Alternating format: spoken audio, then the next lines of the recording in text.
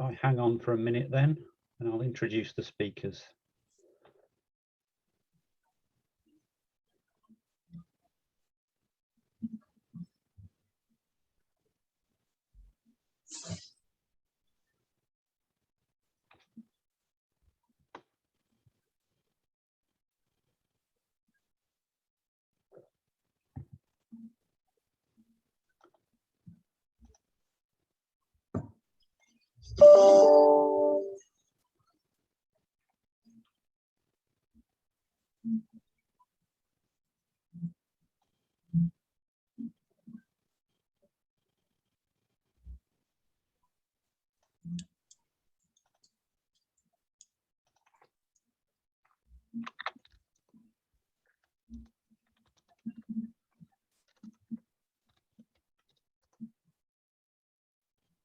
Okay, I think we should probably make a start in terms of timing. So thank you all for coming.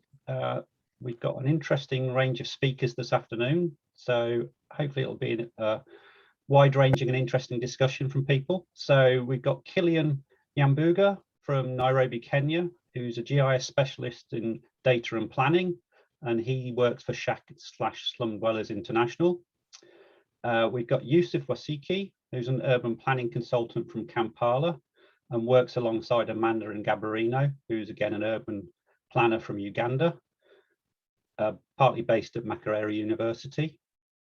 Hopefully, although he hasn't joined yet, we have Daniel Mwamba, who's co-founded the Zambian Road Safety Trust in 2014, looking at issues of pedestrian safety and driver education with a particular focus on children and pedestrians and their safety issues, and he's based in Lusaka.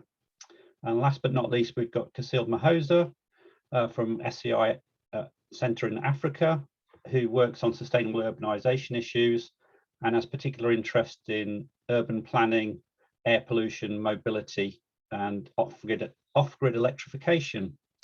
And then they'll be presenting some talks around this issue of engagement in planning and participatory solution generation. And then we've got the discussant of Constant Capp, who's an urban activist, I guess we could call him, an urban researcher and also senior product manager at Code for Africa. And finally, Romanus Opiyo, who's a program leader at SEI on the area of sustainable urbanisation, who again is an expert on mobility issues, particularly in East Africa. So those are the range of people we've got hopefully presenting and discussing things this afternoon. So without any further ado, I will hand over to the first speaker. But before I do, I will remind everybody they can put questions in the chat that hopefully we'll be able to come back to. So if you've got any questions on the presentations you're seeing and you want to raise them later, please put them into the chat box and we'll try and pick up on them. And Karen's reminded me to welcome everybody who's a follower of Interlink, and thank you again for joining and coming to these presentations. So at that point, I'll hand over to Kilion to carry on with the first presentation.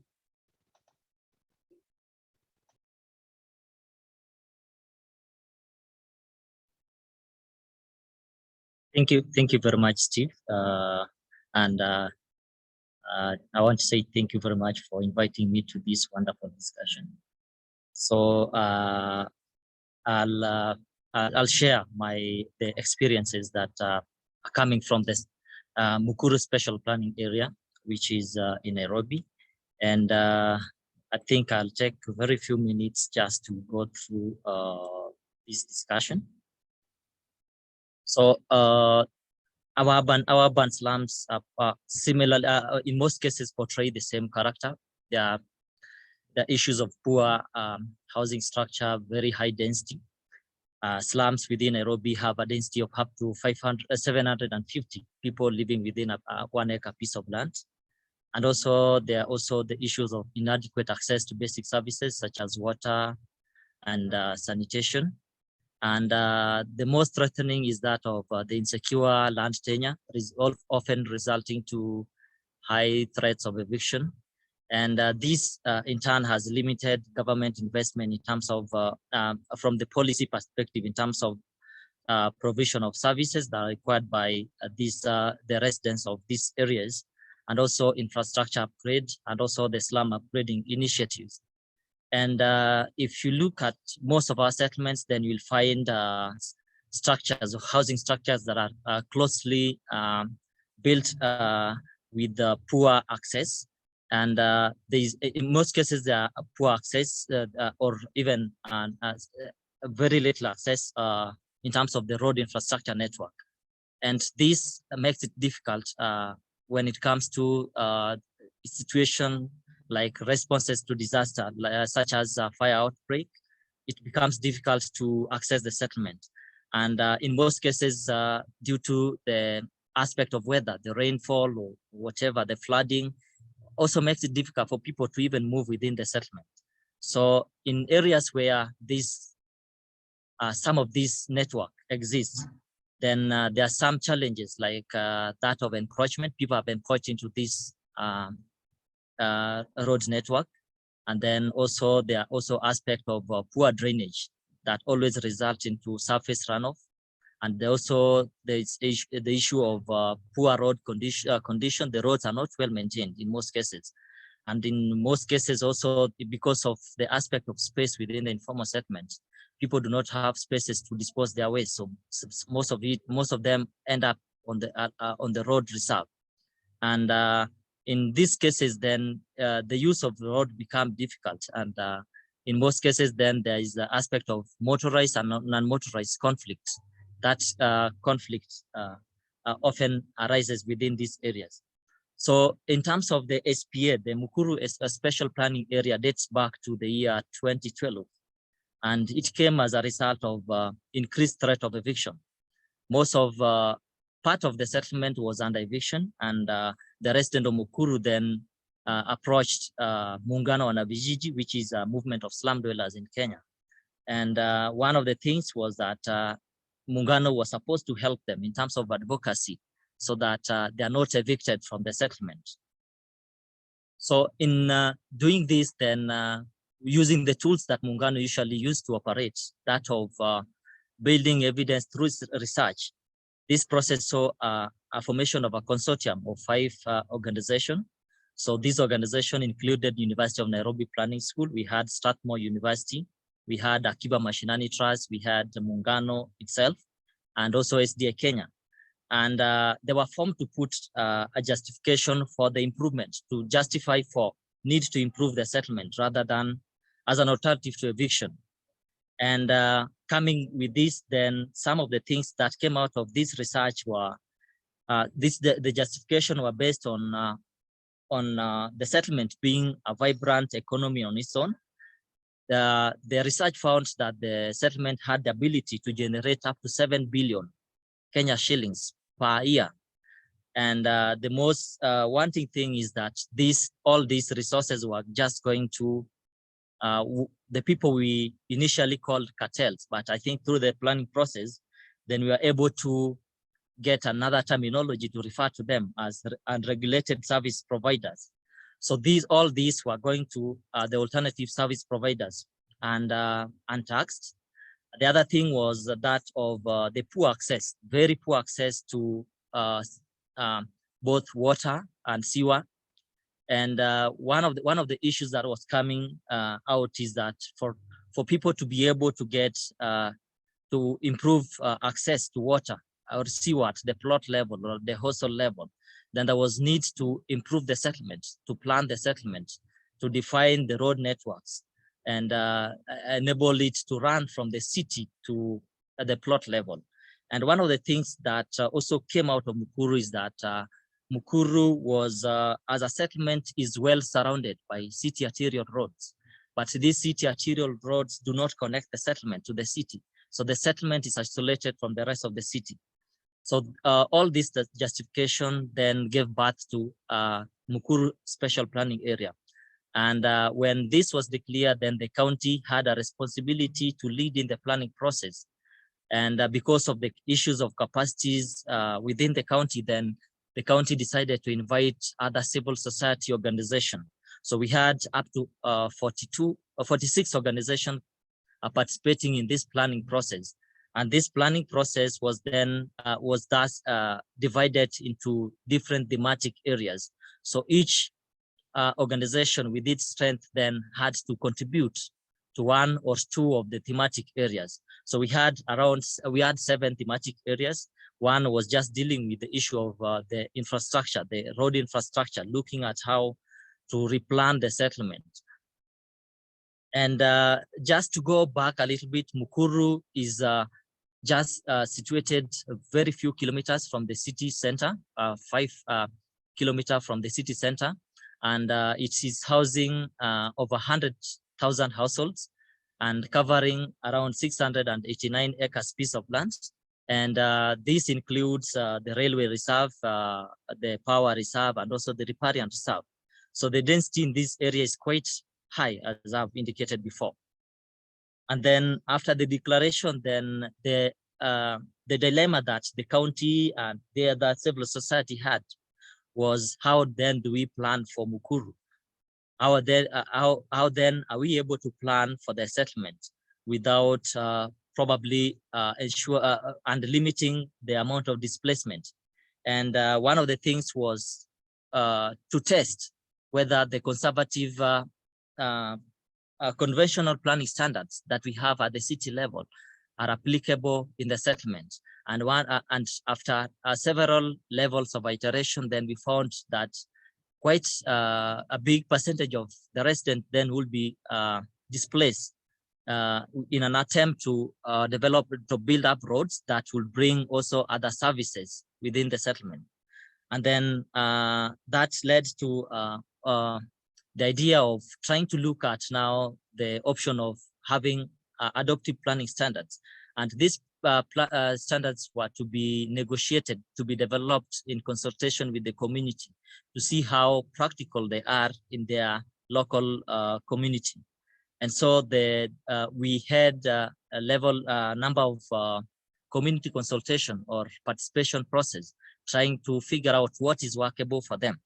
And one of the things that we were doing was trying to demonstrate different levels of road within the city and the requirement, and seeing how the same levels can fit in the settlement and how we can then negotiate without also limiting the ability of the residents to enjoy the full benefits of the roads as the rest of the residents within the city. And from that planning, from that consultation, then we are able to come up with 4 levels of road. One of them was the arterial, which was connecting the settlements to the rest of the city, or the city arterial. And from my presentation, that is represented in the red road network. So it connects the settlements to the city arterial road.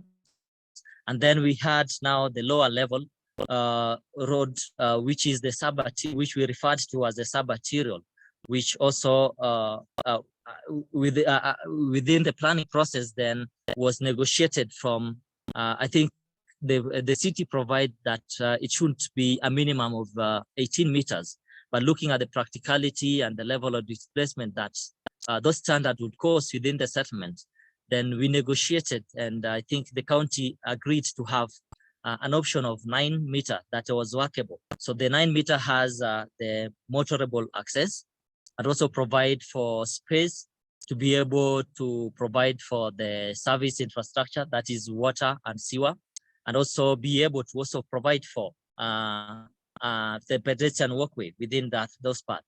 So we had non-motorized transport provided for both at the arterial level and the sub-arterial. And then the third level of road was that was trying to access, because trying to respond to the issues of disasters, because one of the things that were coming out of the consultation were the frequent fire outbreak within the settlement, and also the inability of the fire engine to access some part, most part of the settlement.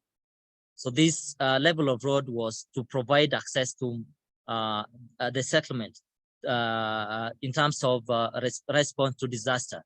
And this, after negotiating then with the community, then we agreed, we came up with a standard of 5.5 meters to be able to develop the collector street.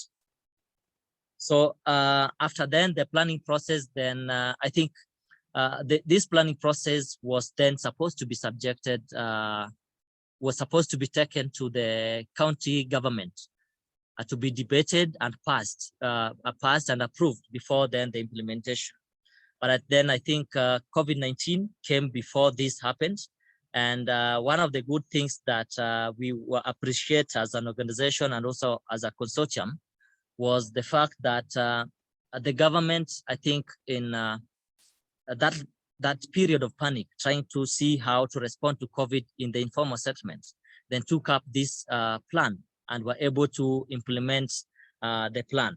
And in terms of the implementation, then the government has already started implementing the infrastructure, the basic infrastructure, the roads, trying to connect, trying to do the roads within the settlements. And it has opened up quite a number of kilometers of roads within one of the settlements, one of the areas in Mukuru, and has also gone to a level of even developing those roads to a tarmac level. And another thing is that of also trying to look at now the issue of drainage, the drainage issue, and also that of water connection to the plot level. And this has also been considered alongside the road network. Most of them were planned to pass, to run along the road network. And I think the county, the Nairobi Metropolitan Services, having now the responsibility of implementing that, is actually progressing well in terms of that implementation. And just my last slide, I think, is an indication of one of the roads that had been developed. I think this picture was taken very many months ago, I think 4 months ago. So most of the roads have been developed to the required standards within that, and the work is still in progress in Mukuru. Yes, so I think that is what I had to share today. Thank you very much.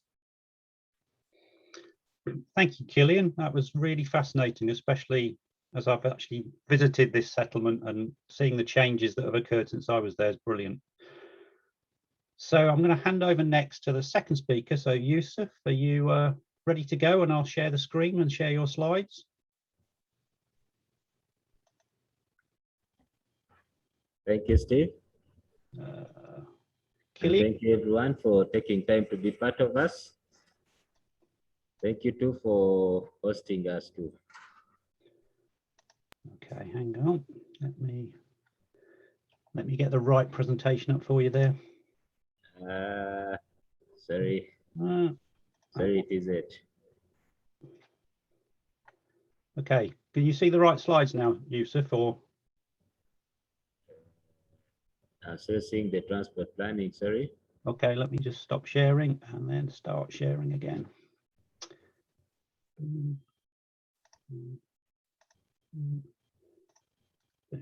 Yeah, thank you. That is the right slide. So my name is Arby Wasike. I'm a transport planning expert based in Kampala. We are here to discuss the digital storytelling, which is one of the methods we are using in data collection on a project we are currently running. Could we kindly proceed, Steve? Digital storytelling is where we use the media to document, highlight, and explain a lived experience of a road user. Here we mobilize local voices around critical issues that include road safety, urban safety, security, social inclusion, walkability, bikeability, environmental degradation, air quality, and congestion. The techniques that are used are usually digital storying itself, photo voice, photo montage, participatory video, or creative photography, hangouts, or use of social media.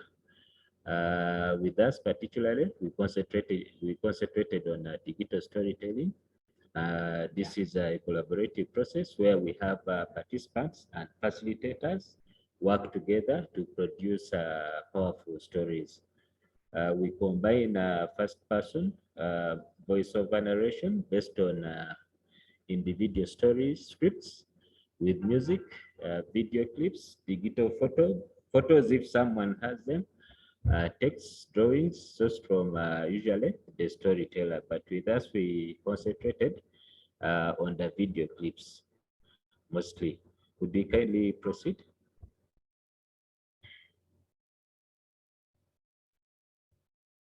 So for Uganda's case, we are using digital storytelling in our case study. Our case study is based on a border free zone. A border is a commercial motorcycle. So on 25th July last year, 2020, our cabinet passed a paper where these commercial motorcycles were banned from accessing the central business district of Kampala. So as researchers, we thought it wise to analyze the impact of this border free zone on the disadvantaged communities mostly. So the digital storytelling that we are doing is being used in this particular case study.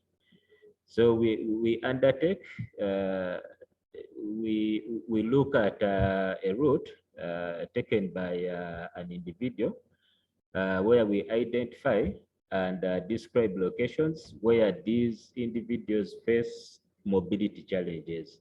The mobility challenges are various. We try to discuss with the individual on what to look out for along the way. So we highlight the positive aspects along the route where the mobility issues have been addressed also, and provide insights into issues that would have otherwise been unavailable using other techniques. We enable these vulnerable groups to express opinions and provide solutions by themselves rather than these solutions coming from us. Would you kindly proceed, Steve? So with that, we came up with some few videos. We are going to watch one of the videos we came out with using this very method. It's about the journey of a pregnant mother, the challenges they go through along the way to work. Kindly play the video. Manya gange tiwa Motes Isla Bakitebi nga nkolera ku Plaza. Entambula yange nga nva ewaka kozesa booda olw'ensonga ya jaamu nga bwekiraba.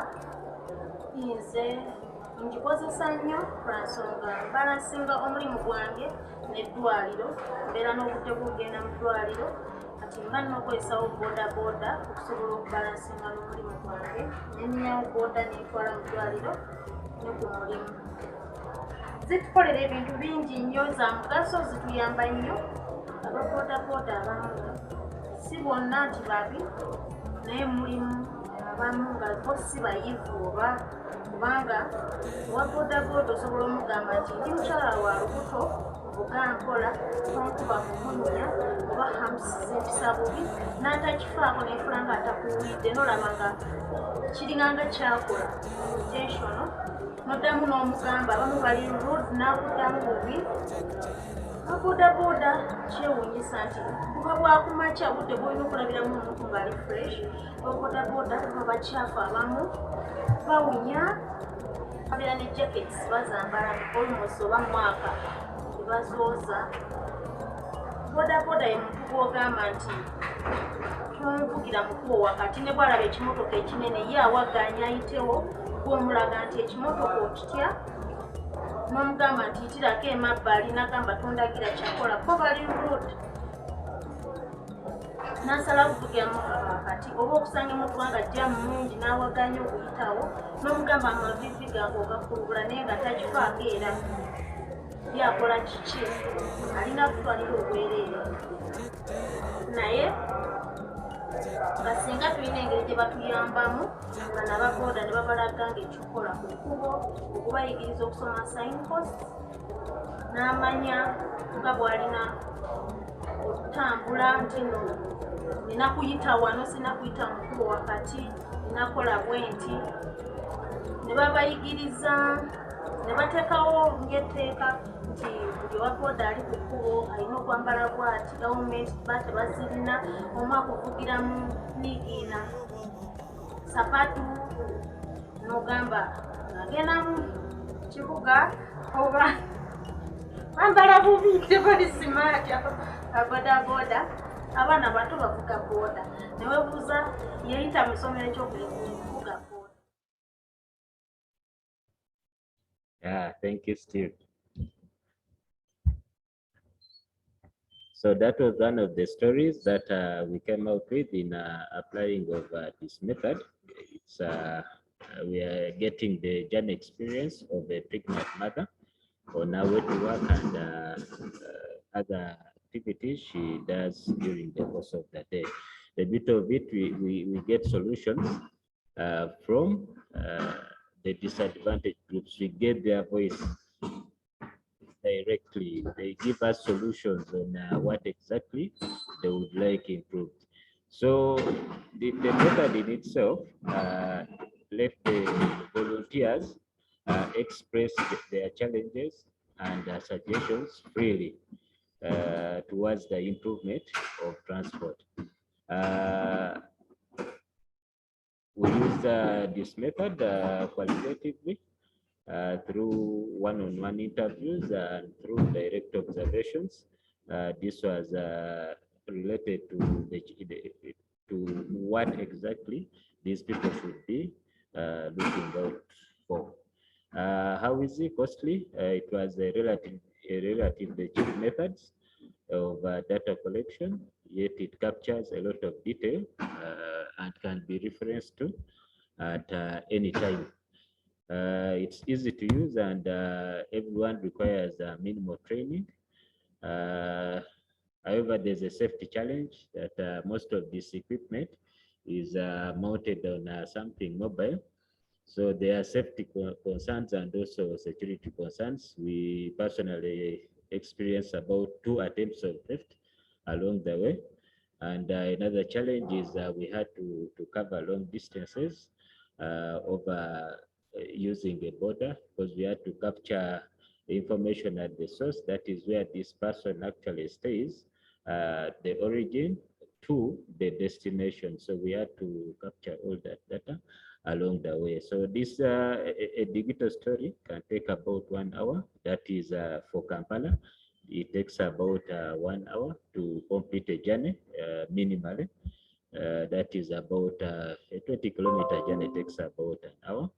And the same story would take at least 24 hours to edit if someone is to come up with something comprehensive to fit a digital story.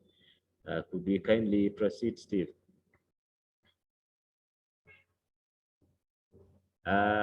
Based on our findings, we believe this method gave people a chance to a voice to express their views, because clearly we are getting the challenges from their perspective, and the solutions too are being gotten from the perspective of the person directly.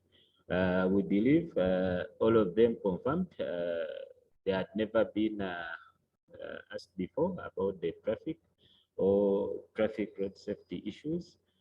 And we found that all of them found it an easy method to use. We thank you for listening. Thank you, Steve, too. Thank you, for Yusuf. helping me out. Thank you, no problem. So I think we're still missing Daniel from Zambian Road Safety Trust. So I am going to do my best to give his presentation for you. So bear with me a second.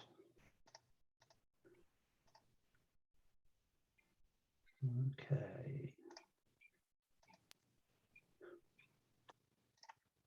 Okay, so I'm going to talk to you. I can maximize my screen. So I'm going to give the slides that Daniel supplied to me about the use of participatory mapping to look at people's journeys and also road safety issues and solutions. Again, a bit like Yusuf's presentation, thinking about generating those ideas and that knowledge from the participants on the street. So very much bottom up engagement to come up with the challenges people face on their journeys, but also them thinking about the solutions they would like to see in terms of mobility solutions. So this is work that's funded under the High Volume Transport Scheme. That's the UK Foreign and Commonwealth Development Office programme that's running at the moment. And Daniel and his team have been working in Lusaka, looking at those challenges of mobility. So the team took large paper maps out onto the street at different locations and at different times of the day.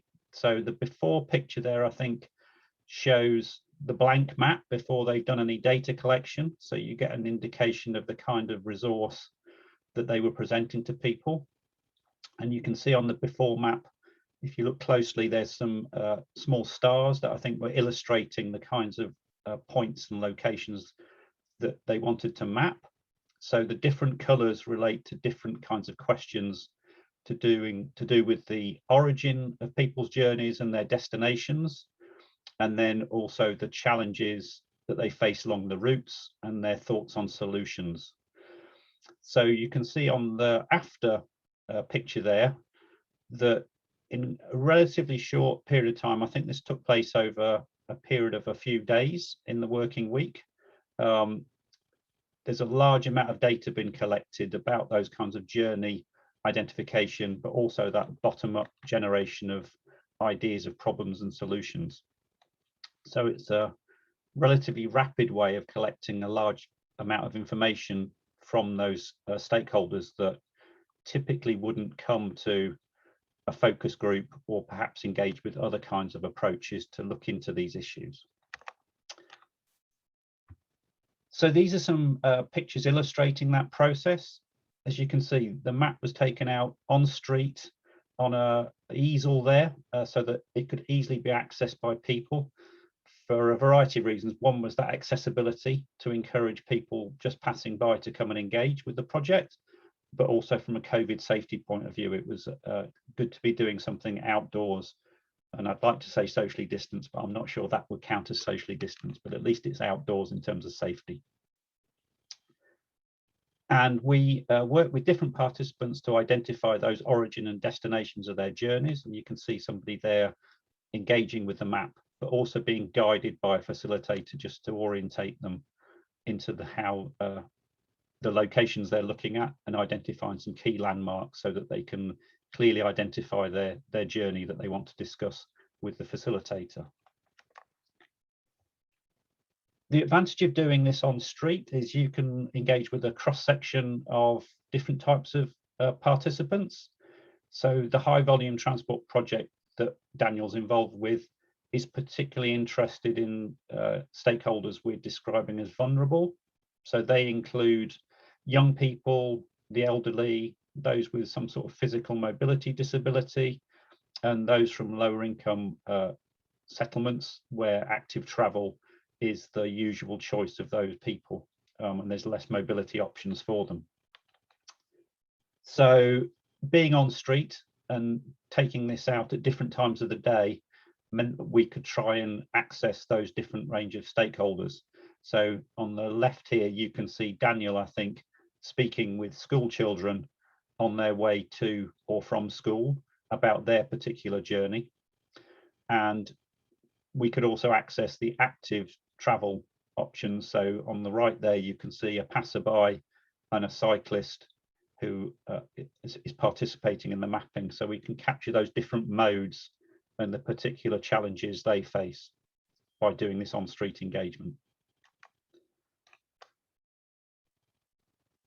With the mapping, we can also capture information about those participants. So not just the locations, but also some information about the participants themselves. So one of the aspects of the project is looking at the gender dimension of travel.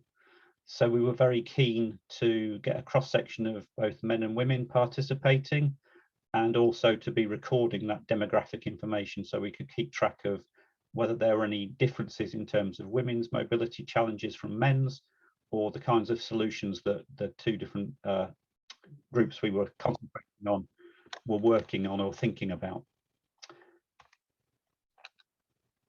So here we've just got some different locations, and I think this is somebody actually taking a facilitator to illustrate some of the problems that they were experiencing. So again, being on the street means that the facilitators can move around quite easily, and it allows the participants to maybe illustrate or highlight the problem that they're trying to map, so that it can be much more clear for the facilitators exactly what they're trying to describe. So I think that on-street engagement is a really useful way of tackling or getting those bottom-up ideas, but also allowing the participants to communicate it very clearly to the facilitators. And you can see here again a cross-section of different age groups engaging with the map. So it is a really, I think, a useful methodology for working with a different range of stakeholders than would normally come to a planning meeting about transport.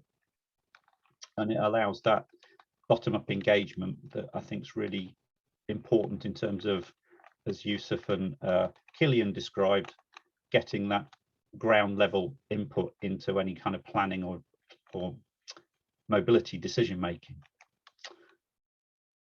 So after the data was collected and those interviews with each participant were recorded, the baseline data from the maps was extracted, and also from the questionnaires that went along with it.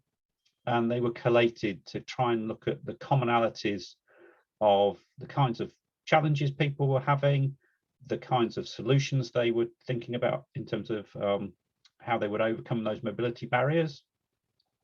And we also got the personal narratives of the particular challenges for different types of participants. So the on-street mapping exercise, we managed to complete 109 respondents over those few days that we were doing the data collection. So, and there's the kind of breakdown that we were getting. So as I said, I think it was a useful approach in Lusaka for accessing these groups that we're interested in the project, but also those that typically are underrepresented in transport planning.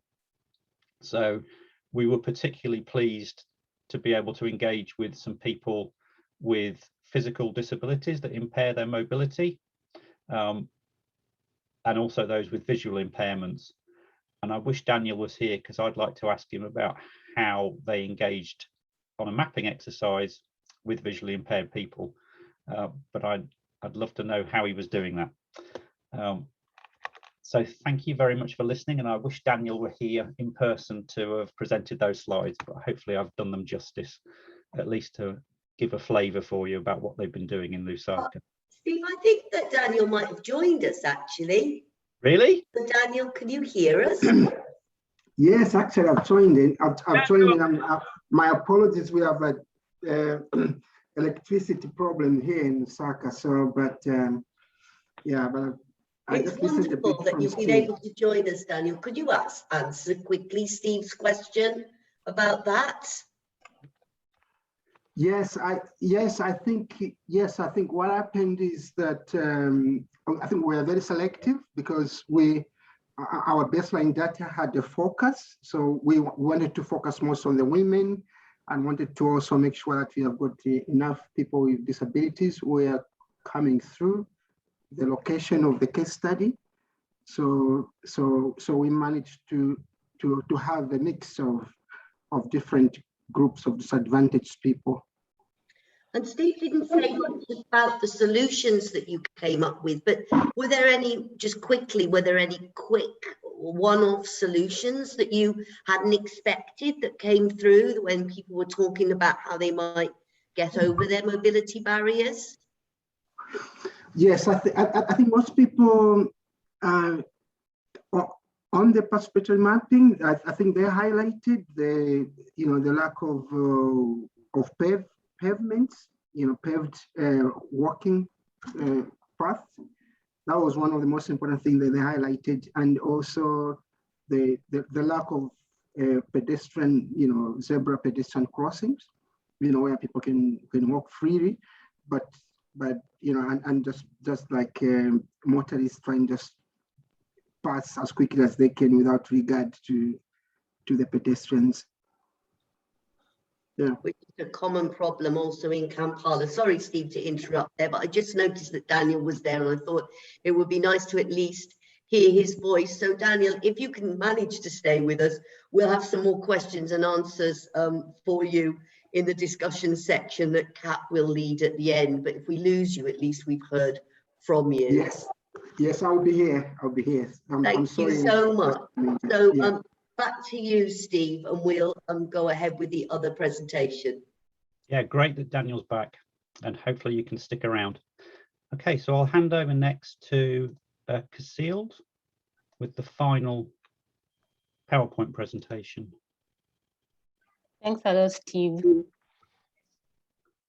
So my name is Cassilde Muhoza. I'm a research fellow at SEI-Africa Center. I'll be speaking about how creative methods have been used to widen transport planning inclusion in Nairobi's Luthuli Avenue. Next slide, please. So this work was conducted as part of the Implementing Creative Methodological Innovation for Inclusive Sustainable Transport Planning project, which was implemented between 2017 and 2019. So the project was funded by the British Academy, and it aimed to explore with artists, practitioners, planners, and policymakers the potential benefits of using creative methods to co-design urban infrastructure to enhance mobility. So in this project, we had case studies in Kampala and Nairobi, but for my presentation, I'll be focusing on two methods that were used on Luthuli Avenue, which is one of the intervention sites in Nairobi that you can see on the photo and map on the right. So for those who don't know Luthuli Avenue, it's a retail corridor and a busy street in downtown Nairobi. And before its transformation, the street was characterized by heavy traffic congestion, air pollution caused by motorized transport. The street is also widely used by pedestrians, but at the time it lacked provision for NMT infrastructure, limiting the mobility of pedestrians, especially women, the elderly, and people with disabilities who had to compete for space with other users such as public and private vehicles, motorcycle taxis, and street vendors. So we also selected this street as a case study because it was part of a planned regeneration project led by the Nairobi City County in collaboration with UN Habitat, which sought to demonstrate the benefits and the potential for walkability and bikeability in Nairobi. Next slide, please. So one of the creative methods that we used to widen inclusion of road users in transport planning was placemaking. So placemaking is the process by which users of public open space come together with other interested parties to turn the space into a clean, safe, useful, and memorable place for their use. So for this intervention, we worked with various stakeholders, the project team, creative experts, such as placemakers and hope risers. And we worked with the Nairobi City County, the Luthuli business community, UN Habitat, and UN Environment. So the intervention involved a temporary street closure with street furniture and art, as you can see on some of the photos. And so the street was converted into a car-free zone for 3 days. And prior to this intervention, a lot of engagement had been done with various stakeholders, users, road users, businesses, the county, pedestrians, to get their buy-in. And the purpose of this intervention, temporary intervention, was to create awareness, but also to demonstrate to the various road users what an eventual transformation of Luthuli Avenue in an NMT corridor would look like. And some of the immediate outcome as reported by the different users was improved road safety, improved air quality, retail turnover during those 3 days. Next slide, please.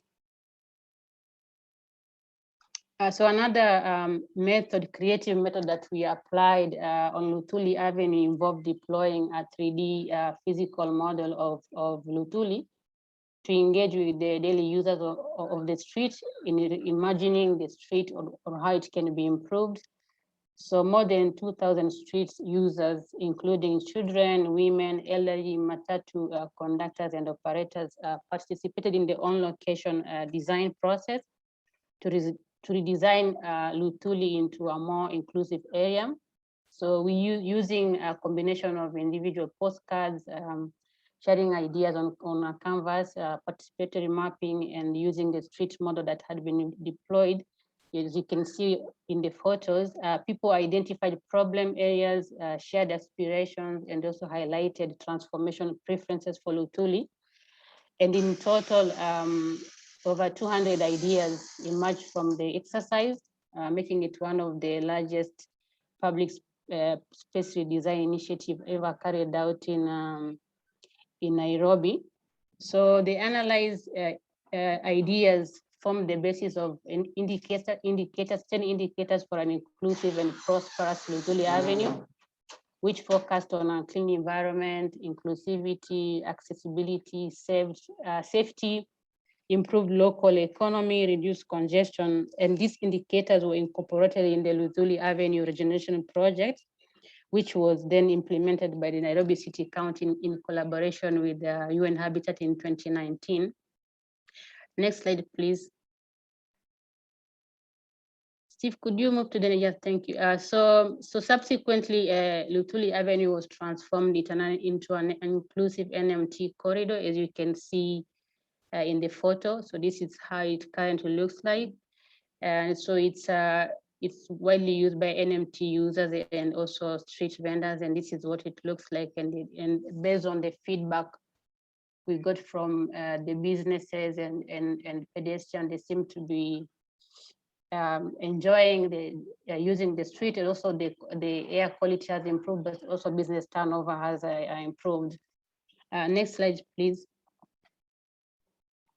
So the use of creative methods have benefits as well as limitations. So here I'll just mention some of the benefits of using creative methods to increase inclusion of different users in planning.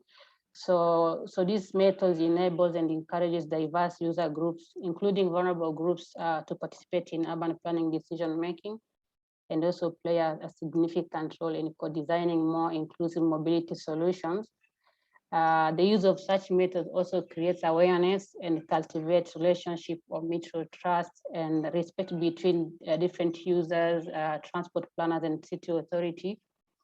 And such methods can also help visualize the benefits of proposed plan and therefore increase the visibility and acceptability by the road users, as it was the case for Luthuli Avenue. The placemaking week, also the deploying the model gave the different users an idea of what Luthuli could look like if improved. There are also limitations to applying such methods. So the use of such methods requires investment in time and financial resources, plus accessing experts with suitable experiences. It requires a lot of time to get the buy-in from the different road users with competing needs and demands, also to engage with the city authority. Another challenge of using such methods is demonstrating the outcomes or the impact of creative outputs have upon decision making, policy making, or ultimately implementation, because the methods are useful and they can demonstrate more inclusive transport planning, but the implementation of the proposed intervention depends on the political will or the commitment of the city authority. So that's why sometimes it can be hard to show the impact of such creative methods if the implementers are not keen on carrying out the proposed intervention. So I think I'll stop there. Thank you. Thank you, Cassilde, and thanks everybody to sticking to time, I hope, or I think, in terms of the seminar. So I'm going to hand over next to Constant to give some reflections on the presentations. Thank you very much, Steve, and thank you to all the presenters. It's an honor and privilege to have this opportunity to make a few comments and reflections on these presentations by our 4 experts. With your permission, I'll start by quoting from the postscript of the publication, Africa's Urban Revolution, a very interesting book edited by Susan Parnell and Edgar Pieterse. And they say, I quote, in an enhanced bid to build new knowledge and strengthen networks around urban development on the continent, there is a need to continue increasing the participation of relevant actors at all levels of urban development, specifically the marginalized and disadvantaged, bearing in mind that the city should be inclusive to all. Even as citizen participation is promoted, it is critical to couple longer-term visionary planning with short-term upgrading of neighborhoods and to ensure that such processes are adequately anchored in appropriate public institutions as they are the overall managers and custodians of city development. I find it very interesting that reading these quotes, on how it captures the key elements of today's presentations. Our presenters have, intellectually captured and simplified very key themes, digging deep into the importance that non-state actors, sometimes we call them grassroots institutions, and the value of that non-state actors play in the role of participation and co-design, as well as the value of creative methods, creative participatory methods, and the critical role of engaging the public authorities to ensure the effectiveness of these developments and other upcoming developments. Kilion has looked deeply as to how grassroots organizations can play a critical role in the development of infrastructure among poorer communities. They're generally neglected in our cities. And many times, public authorities, civil society, and even the private sector tend to live in this cloud of assumption that we know what they need. They need is A, B, C, D. What they need are houses. What they need are roads, etc. However, it's only when we engage those people on the ground, as we call it, say it in Kenya, that experts and policymakers can be able to adequately tap into that local ecosystem and understand sociocultural factors that may not be visible initially to the naked eye, but have a bigger influence on the day-to-day lives of communities. Through this, we are able to prevent conflict. We're able to put human needs first and safeguard human rights. We're able to come up with new adaptive standards. We're also able to make people believe that they can be part of the process or that they actually are part of the process. The use of artistic and creative methods, as shown by Yusuf, have made us understand lived experiences, which is critical in transport planning.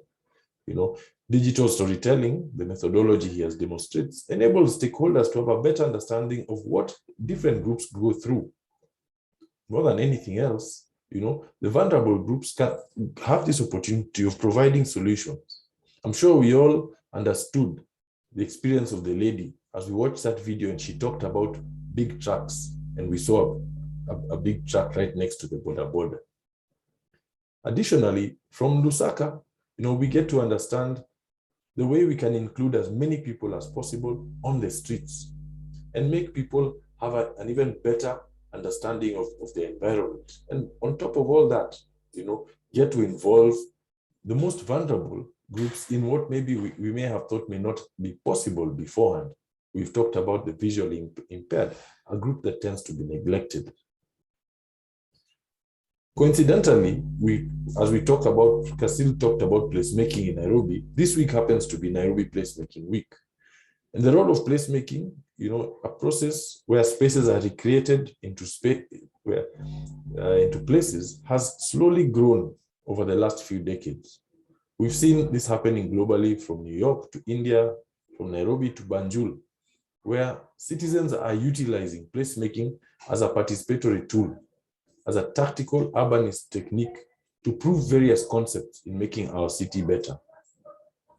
But where does this fit in? We are aware that our cities are organic beings, consisting of institutional structures with different levels of government, different personalities in different offices, with different levels of influence, who have diverse interests, perceptions, as well as, on top of all that, a wide range of both aging infrastructure and so-called modern infrastructure, a lot of it being donor funded. Through this, through some of these methods, we're able to put aside preconceived ideas and bring about better understanding of our community and our societies. We've seen many gaps within our cities. For example, in the Kenyan scenario, the constitution calls for participation in the decision-making process. But many times, this participation tends to be a formality where those entitled to take up this process hold awareness meetings. And according to Einstein's ladder of participation, it ends up being more of informing and therapy. Our presenters have shown us different ways in which members of the public and non-state actors can ensure that inclusive participation takes place.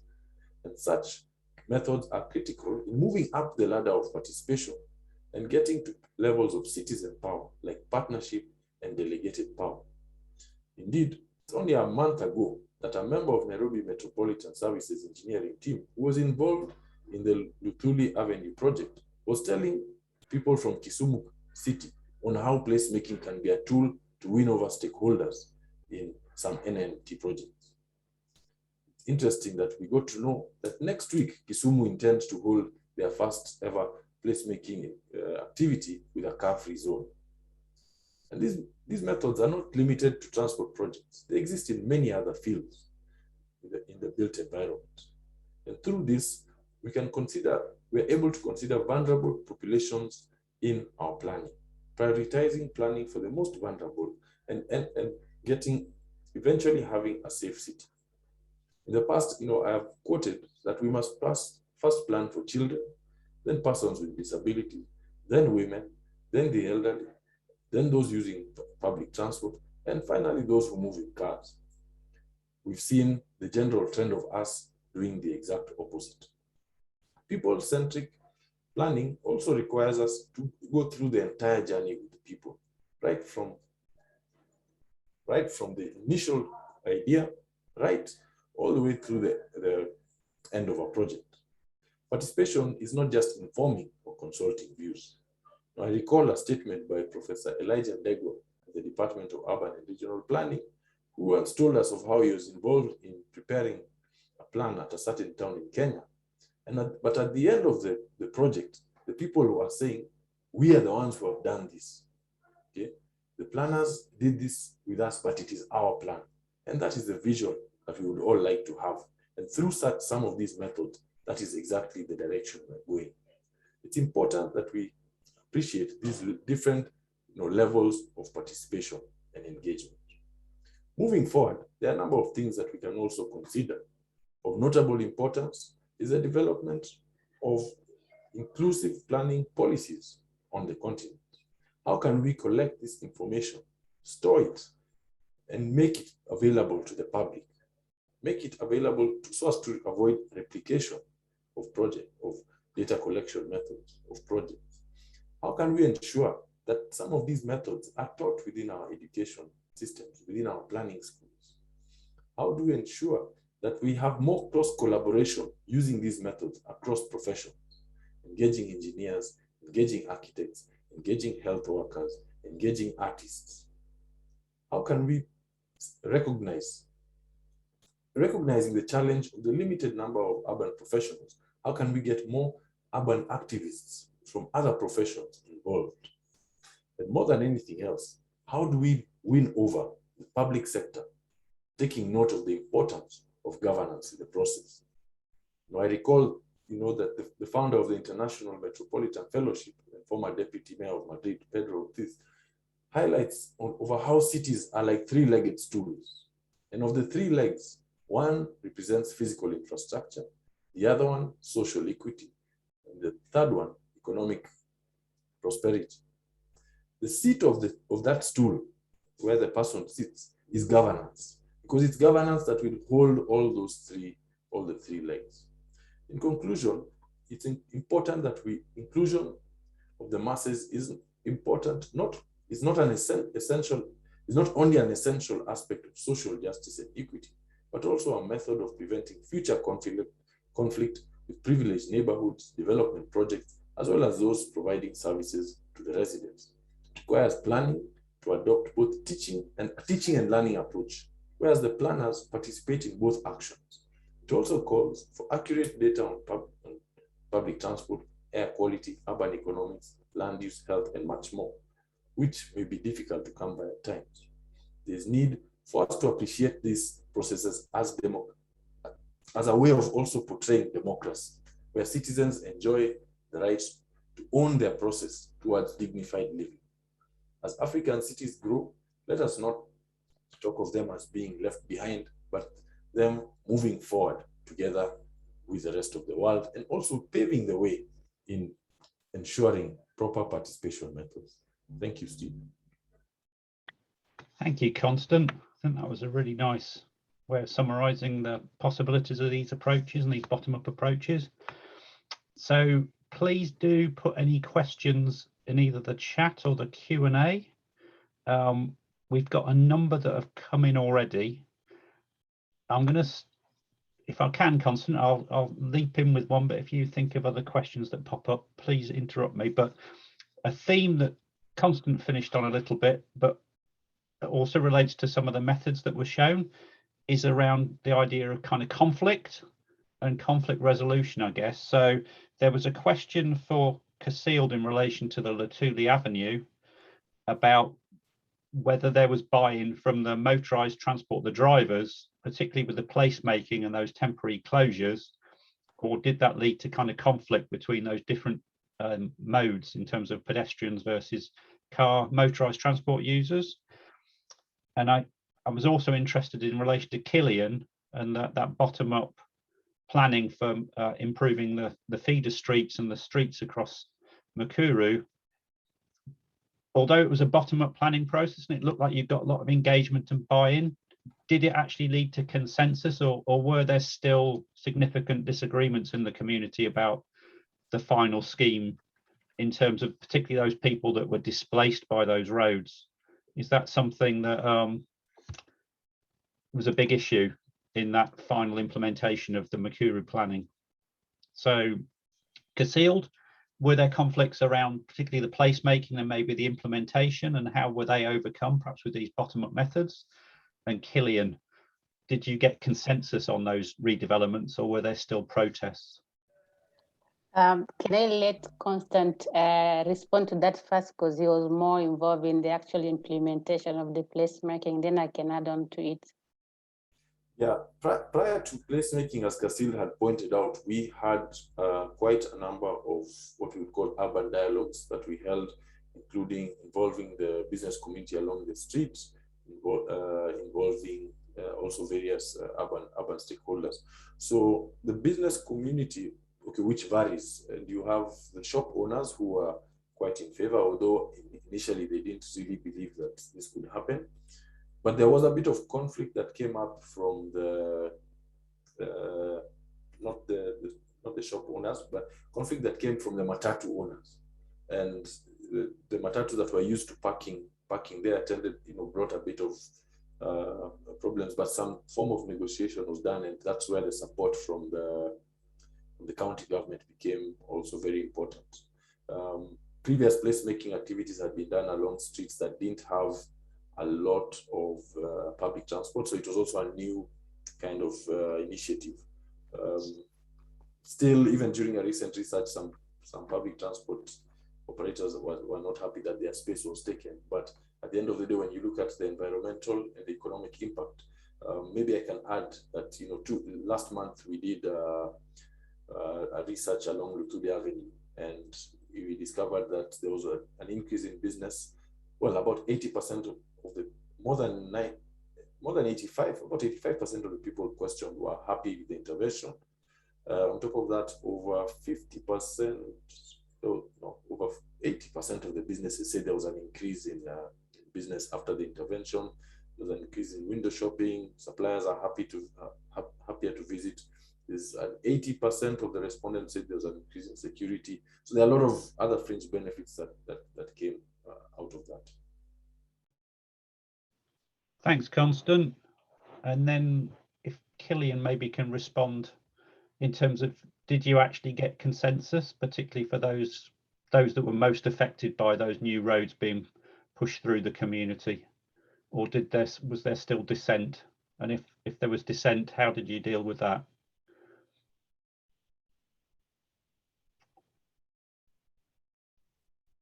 Thank you very much, Steve. Mukuru has 96% of the residents in Mukuru are tenants, actually tenants, with just 4% being the structure owners, those who own those structures. And it took us, I want to say that it took us more than 2 years just to mobilize and organize community to participate in this planning process. And in terms of now the infrastructure planning, then we were able to identify that there would be kind of some dissent if we didn't involve those who are directly, would be directly affected by this, the structure owners who've invested in terms of the housing. So they were actively involved in the planning process, even securing the spaces for the spaces or the resource for the roads and the water and sewer infrastructure. So coming to the implementation, I think a project of this scale, then you cannot satisfy everyone in the settlement. So there were a number of people who still opposed the process or the implementation. And one of the things that I can say that contributed to that is that the pandemic, COVID-19, came before we were able to validate the plan with the community. So there was supposed to be a process of validating this plan and also sharing with them the final plan before the beginning of the implementation.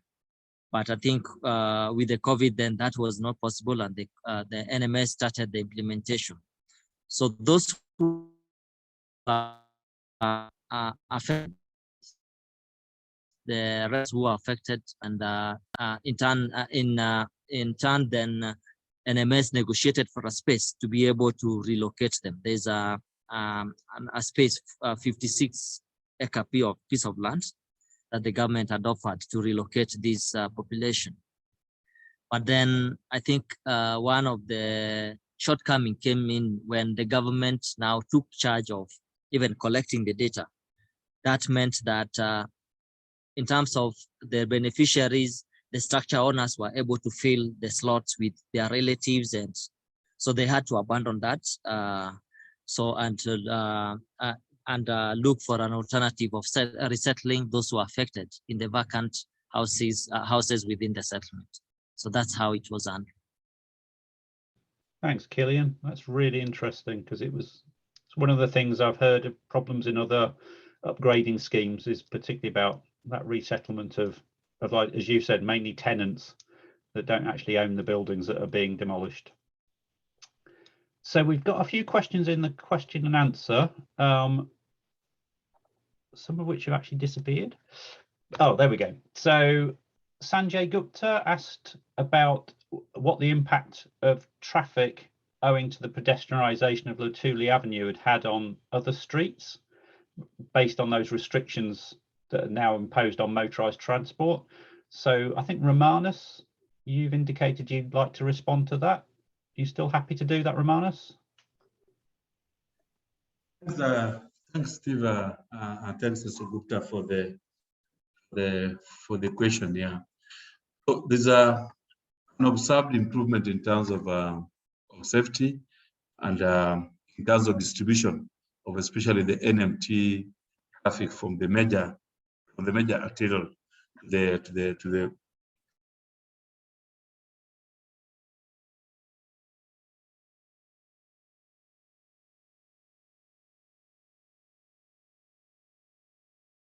I think we might have lost Romanus temporarily.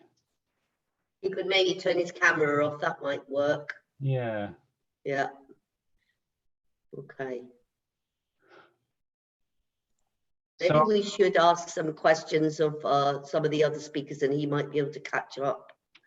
Steve, you also now have people who can ask questions live if you spot them. So yeah, we've given people access to their microphones and so forth. So oh, brilliant. you'll see other people that are popped up on the screen that might want to ask some questions, including Sanjay, in fact.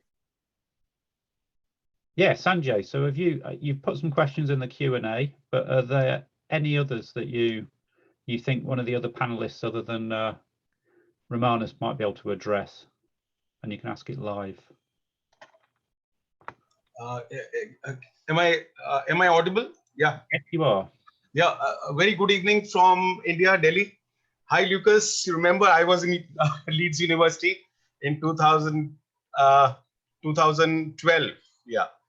Well, I had just put few questions, probably because this is a normal practice that whenever you kind of tend to pedestrianize a street, until as the traffic stops coming, which is not the possibility because there is a lot of retail, shopping and a lot of work centers there. I just wanted to know how they what was the impact on the adjacent street, because the traffic would have been routed on the other network. So that was point number one. The point two was that normally such policies need to be supported by supplementary policies in terms of access by public transport, so that people don't get their cars, inside those streets. How do you manage freight deliveries? Very important for serving the retail shops. So I just wanted a brief comment on how did they kind of take care of that. And Yeah. lastly, I think it was all in all a beautiful presentation. How did they manage the funding to convert into such a beautiful NMT street? So was it all through government, or was it also through some private enterprise and things like that? Thank you. Thank you for that. So I'm going to ask if Cassilde could maybe deal with the funding question, and maybe we start with that one and then we flip back to the provision for NMT and for freight and displaced transport. Thank you, Steve. So the implementation was funded by the Nairobi City Authority, and UN Habitat. So it was co-funded by those two institutions. And Constant, are you able to address Yeah. the point about displaced traffic? Yeah, as I put in the chat box, one of the interesting things about downtown Nairobi is that a lot of the roads are now used as public transport termini. You have public transport vehicles parking all over the street in downtown Nairobi and then waiting to get full. And once they're full, people have fully boarded them, then the vehicles go. And then another one waits to get full. So you don't have that much traffic, actual traffic circulating when you move around those streets. But you've got many public transport vehicles parked there, and some of them will be on for up to an hour, revving with fumes and smoke going into the shops, which was actually one of the problems that we discovered, is that many people were suffering from health problems because of that. In fact, one of the respondents we talked to earlier this month in our research said that after the pedestrianization process, he uses his inhaler. He's asthmatic and he uses his inhaler less frequently, or less than he was using it before, which we found to be quite an interesting output. So the impact or influence on traffic in that part of town is not that, but the challenge was where to relocate these, we call them matatus, minibus taxis that would park there. And that has brought a lot of conflict, because some of them are still now trying to sneak in using the side roads, and some of the shop operators were saying we need to also close some of the side roads and such. The county has wanted to pedestrianize a street that's parallel to Luthuli Avenue, that again is much longer and is used by upcountry public transport vehicles. So they park there the whole day and wait until each one is full, then they go, then one is full, then they go. and they are trying to relocate them a bit to the outskirts of the city. So unless now, so again, it's another scenario. You have them parked there the whole day, and then you only have traffic moving when one vehicle gets full, and then it moves out of that space. So that's actually where some of the conflict emerged, more from where will these vehicles be parked than who is moving around that side of town. Thanks, Constant. So I've got a lot of people on my screen now. I think if you've got a question you want to raise to help me, if you can put your hand up on the raise hand function. And I have got a question for Yusuf that's come in about, well, I've got two questions. One is about how did you recruit people for those digital stories? And then a sort of follow-on question is, obviously we've seen the film and I found it very interesting and engaging in getting across that person's journey. But have you had any feedback from other people about how useful those digital stories are for understanding the boda issue in Kampala? So are you happy to talk to those, Yusuf? Thank you, Steve. I'll start with the question about how we recruited the people. This being a transport-related project, it impacts different categories of people. So we had to look at such aspects like age. We had to look at issues like gender. We had to look at issues like ability, and others like the mode of transport someone prefers, because all these are going to be impacted in this ban on the border free zone. So it's about being creative, but ensuring at least that you put views from all categories of people on board. So we looked at various categories. We looked at the elderly. Luckily, we were able to get an elderly who usually walks.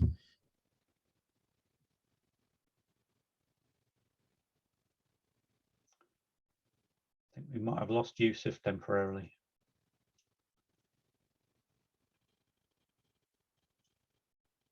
Okay, while we're waiting for Yusuf to hopefully come back and finish off answering about digital stories, Daniel, can I ask you, because the participatory mapping that I talked to your slides was a new method for you. So I've got two questions really. How different do you think it was in terms of the kinds of participants you got to talk to about their journeys and their ideas for solutions? We'll come back to you in a second, Yusuf. Than it might have been if you tried another method. And following on from what Karen asked, do you think the kinds of solutions you're getting, having that spatial component to where priorities for implementing things, was that an extra benefit of using that mapping approach? Yes, I think, thanks, Steve. I think that's probably the first time that has happened in this country, where they would find people that look like authorities, because of course we had uniforms that when we were doing that work, and we looked like government workers, and I think the response from people was that we've got now authorities or some agencies actually asking us our experiences on the road. So I think in that angle, it was very useful. And as you are aware, we are now going to be engaging the planners, in the next workshop that we are planning for next month, to show them all these methods and the pictures and the videos. And what is more important is for us now to see the response from the policymakers of the methods that we have used and the findings that we have found out from disadvantaged groups. Thanks, Daniel. So Yusuf, you got cut off. So I don't know whether you want to finish your response to the questions about the recruitment that you were starting on, and then also if you'd had any feedback yet about the benefits or the impacts those stories were having on people once they'd seen them. Have we just lost Yusuf? Okay. I don't know whether anybody else like Constant or Cassilde could speak about digital stories at all, because I know you did some story collection in the ICMIS project, didn't you? Yes, in fact, even as recently as Saturday, I was attempting to do some others in Nairobi CBD. The only thing I didn't get was the question that was asked, any specific question. Just in terms of what impact, when you've collected those stories, how what impact does it have on different types of decision makers, I guess, over the kinds of other data or information you might present them with?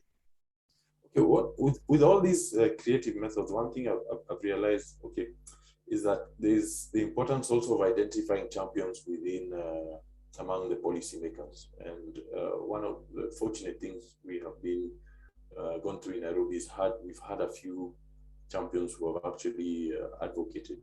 Even using placemaking as an example, I mentioned how one of the engineers from Nairobi was telling people from Kisumu how they can use placemaking to capitalize on and use as a proof of concept for pedestrianization, the pedestrianization processes. And the same, will come with digital storytelling again. If you're dealing with some of the public safety authorities, it takes some time to identify who the champions will be. But once you have those champions, you can use all the methods across the board to penetrate into the system. On top of all that, another advantage digital storytelling brings out is that it can easily portray a message to a much wider audience. Okay? In addition to the policymakers, so you can easily also end up reaching other professionals, artists, activists, etc., etc. Now you can reach it has that when well done, it has that attraction.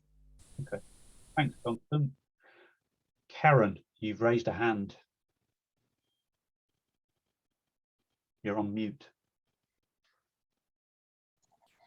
He began to touch on what my question was, which is this idea that, I noticed with what Cassilde had presented that the temporary measures then became more permanent measures, but this whole thing about the legitimacy of who collects the data and how we then present the data as a sort of participative democratic process, and the whole thing about the time and effort that is required of organizations with limited resources to be able to do this, and ourselves as academics to be able to support them. And it just seems like that's something that we don't get out there enough in the big wide world, that if you've got this problem, then here's how to go about it. Toolkit of how to influence the planners and make friends with them and get something to work. And I think that would just, it's not really a question, but it's more like a sort of observation that all of you guys that have been doing this sterling work on the ground, it would be absolutely wonderful to not only hear the stories of the participants, but the stories of the activists and researchers in the room and how you got it to happen. And so maybe that's for another time, but I loved the presentation. Sorry, that's why I had my hand up. No, thanks, Karen. Yeah, I think that is almost a whole separate set of skills, is that relationship building that certainly the team that have been presenting today, I know are all really effective at, and have got those networks that they can then tap in when they've got findings that are relevant to represent those more vulnerable groups that typically don't get talked to. So but the process of doing that and how you effectively build a network, I think that's probably a really good follow-on seminar to be having. So maybe we should pass on to Romanus now to sort of wrap up for us, because I noticed we've only got 4 more minutes left. And also I will just quite quickly try and share my screen for the future seminar sessions. I'll just put that up. But Romanus, over to you for, is he still with us? I'm wondering. No, I'm not sure whether he is actually. So I will share my screen anyway. And what I'm interested in doing is showing that slide. So hopefully you can all see that. And in the absence of Romanus, I'd just like to thank all of our speakers, all our panelists, our discussant, Capp, Steve, yourself for chairing, Emma Sonovan for setting the whole thing up and getting all the adverts out, and to all our participants, old faces and new. And by that, I don't mean by age, but by relationship.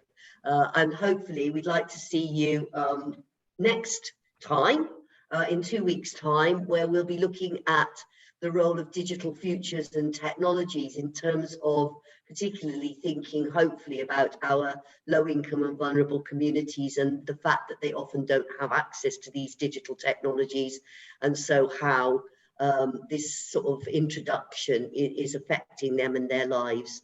So that's our next seminar. Thanks very much again to everyone, and I'll catch the presenters in the second link that's been sent round just as a thank you.